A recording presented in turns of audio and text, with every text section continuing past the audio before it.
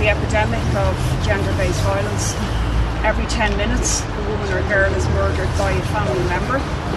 And there was a shocking stat last week from the UK where a woman is more likely to be killed by her own son than by a stranger.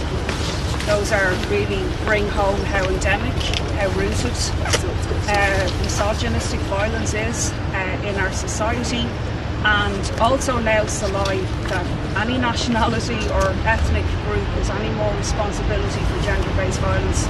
I want to, in that context, mention as well the Minister's crusade against some of the most vulnerable people on the planet, which are refugees and asylum seekers, and continually scapegoating them for problems that this society has created, obviously by Fianna Fáil and Fine Gael.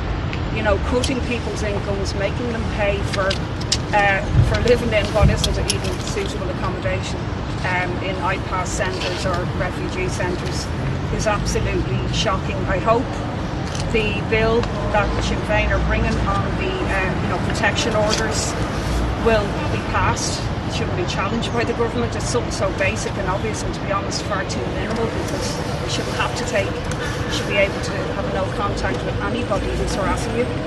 And so I think that we need action from the Minister on gender-based violence, and all of his focus seems to be on this.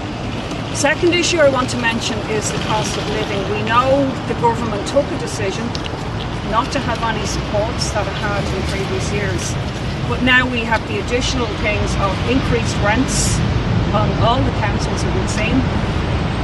For council tenants in Fingal, in my own area, the council tenants are going to be paying 20% more, thanks to Fianna Fáil, Fine Gael and Aintu, who united on the council to bring those charges in, and obviously on Dublin City Council a whole range of parties have done the same there.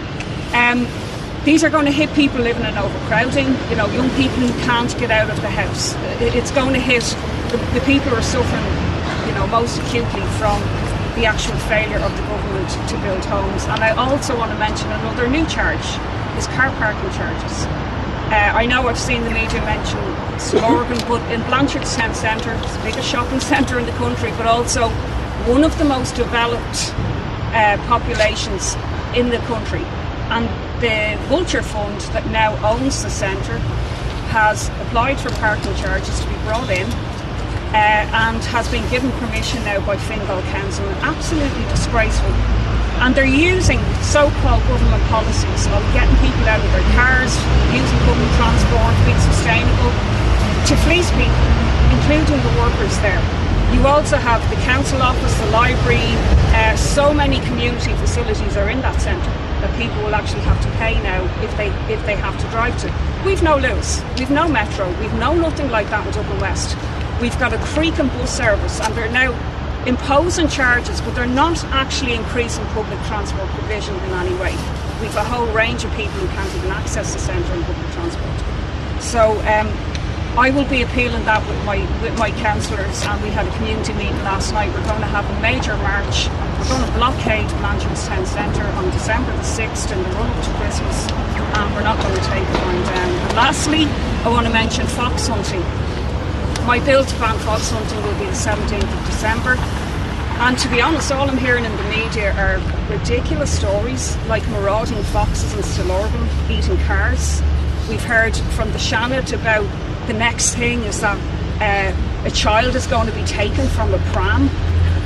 We've heard from Sinn Féin, who are answering people as to why